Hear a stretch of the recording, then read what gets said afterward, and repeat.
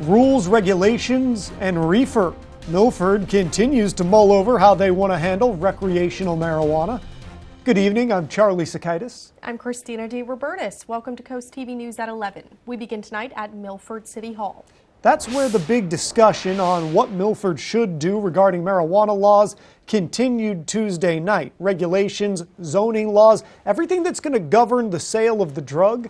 Coast TV reporter Brendan Conroy was at the meeting and he's in our newsroom now. Brendan, this has been a long process. Are we any closer to a finish line? Charlie, this was not the first meeting, workshop, or get together on this topic, so it's a very important one. And after being at the meeting tonight, I could tell there is a lot of thought going into these ordinances. Recreational marijuana right around the corner. That could be the case soon for people who live in Milford. The Planning Commission met Tuesday to discuss zoning rules and regulations governing the recreational sale of the drug in the city. Permitted uses in the highway commercial zone. Nicholas Pace lives in Milford and is on board. I am pro marijuana. I use marijuana. Nothing against it. Just use it respectfully. But thinks the proper regulations are always important. I don't know about other people, but around the schools, I don't think it should be sold or brought to the attention of the children as much at an early age. Entering this meeting, the Planning Commission was considering 3 different ordinances. One would have banned the recreational sale of pot. That was left on the cutting room floor. The other 2 both allow for recreational sales, but with different rules and regulations.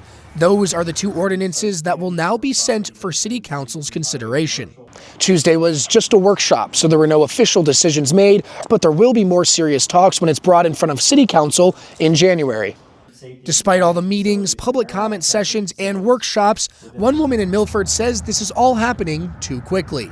I think that this is a huge decision for our city council, and I think that it seems like this is kind of like on a fast track. There is still more that has to be determined before anyone will be selling marijuana in Milford.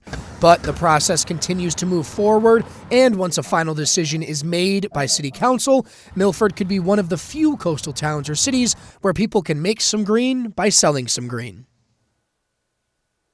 Of the 2 ordinances, one focuses on allowing the cultivation and experimenting of the marijuana, whereas the other one does not. You can sell it recreationally, and there are some restrictions. The other one has no recreational sales, while the other one has a little bit, but with some restrictions. And now it's up to City Council to take the next steps. Guys?